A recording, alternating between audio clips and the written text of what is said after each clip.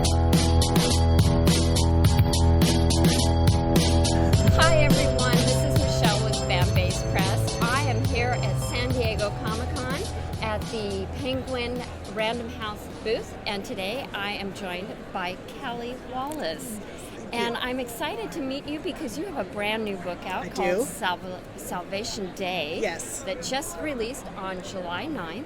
Could you tell us a bit more about it? Yes. Salvation Day is a science fiction thriller with some horror elements in it, and it takes place in a not super distant future, but still a little bit ahead of where we are now, where it is about a group of people led by a young woman who want to seize an abandoned spaceship that's been in orbit around Earth for 10 years to make a new home there. So they take some hostages, they get aboard the spaceship, and what they immediately realize is that they don't know the story of why it was abandoned, and there's a lot of dangers waiting there that they aren't expecting and aren't prepared for, and things begin to go very badly. And that's the whole book, is things going badly in space. Well, I'm very excited because it's a space horror, and that's a near and dear to my best heart genre. So I would love to hear, what was kind of your inspiration? What kind of was your catalyst for writing this story? Well, I have always loved space horror, but for this one in particular, I really wanted to write something set on an abandoned spaceship. Just because I love the idea of like this dark setting with, creaking and sort of a little bit run down because nobody's been there for a while, and what happens then. But then in terms of like the sort of story, I've always loved Alien and Aliens movies, which are, classics of space horror. And like that feeling, like they're very different movies, but like the first one has that really like slow building dread where it's just things are going slightly wrong, and then it all explodes literally out of somebody's chest into horror. But then the second one is just like nonstop action, and I kind of wanted to draw on like the feeling that you get when you watch those movies and try to put that into a book. And so it's a fast paced with a lot of like tension and dread, and I set it in a future where like humankind is still surviving, has gone through some terrible catastrophes and wars, and is trying to sort of rebuild after that. Because I'm most interested in things that are not either dystopian or utopian, but in between, because I think that's where we live most of the time, is like in a place that is, neither a perfect future and not like the worst imaginable, because people are trying to make it better. So it's set in that kind of future where there's still there's a lot of technological advancements, but there's still a lot of problems with like social disparities and classism in the society and everything. Yeah. Well, it sounds like you're touching on a lot of things. I think one of the things that I like about the genre is that it allows you to kind of like dive deep in different themes. Yes. Can you talk a little bit more about some of the themes that you explore in this book? Well, there's a couple of them. There's two main characters, and each of them has their own story, and they're actually working on opposite sides. Like one is the hostage taker and one is the hostage. So, but one of the things I wanted to explore, and which I love to often explore in writing, is the effects of past trauma on what people are doing in the future, and not just on like individuals, but also like on like generational trauma in families and in societies where you have these wrongs and horrible things in the past that are still have repercussions now. And then I also wanted to explore like what it looks like to be in a society where people are trying to do better but still keep making the same mistakes. Like they're still, putting up borders. They're still saying these people belong, these people don't. They're still saying we can keep secrets, like the government can keep secrets. People don't need to know. We're taking care of them. And because I think those are things that keep arising over and over again, and will probably, we can try to do better, but it'll probably keep happening.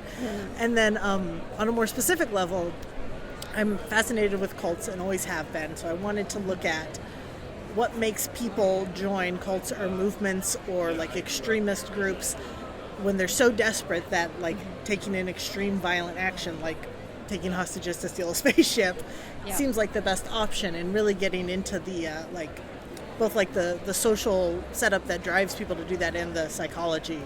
So Oh, that sounds So there's very a lot in there. fascinating. Yeah. And a real unique hook as well. Yeah, I'm making it sound very dense, but it's actually a very fast-paced book. So it's just a lot, and none of this stuff, like, I don't think of this before I write. It's as I'm writing and getting to know the characters that I'm like, oh, I could expand on this. So it's all kind of grows out of it naturally. Yeah. Did you find it difficult to create a brand new world? I'm always fascinated by how authors kind of approach that. Yeah, not really. And there's a lot of good examples out there for writing, like, evolution of sci-fi, future sci-fis. Like I've been a Star Trek fan forever. And I'm like, well, I love that world, but that's a little too, like, nice for what I'm looking for. And then I love the Expanse books.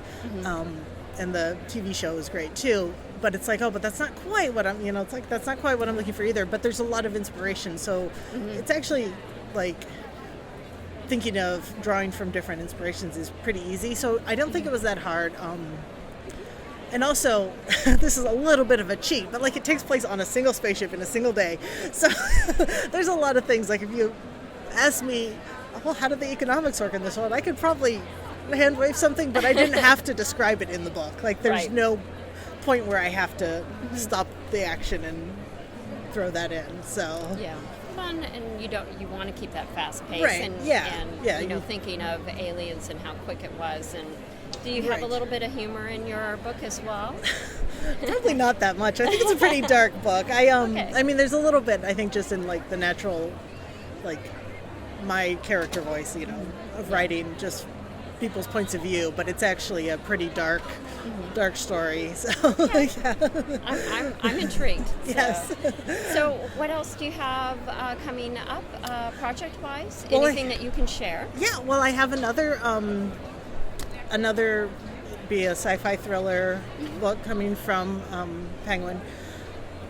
Probably next year, and we haven't decided on a title yet, so I can't tell the title. But it's about a murder that takes place on an asteroid mine, and, like, what the investigation of that, and then things go wrong, because that's what I write is something happens and then things go wrong. So that will be coming up, I think, about probably summer or fall next year. Excellent. Yes.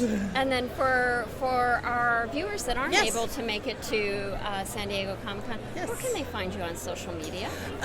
Well, I'm not on Twitter, which is where everybody hangs out, because it's too much for me, but my website is kaliwallace.com, and then from there you can find a link to my Instagram, which is where I do most of my, like, I mean, it's half writing stuff, half cat pictures, but if you're into that, yes. But there's also a contact page on my website if anyone wants to send me an email. So. Okay, excellent. Okay, well, thank you very Thank much you for so your much. time. I really Yes. appreciate it. And this is Michelle with Fanbase Press. If you enjoyed this interview and would like to see more, please come by and visit fanbasepress.com.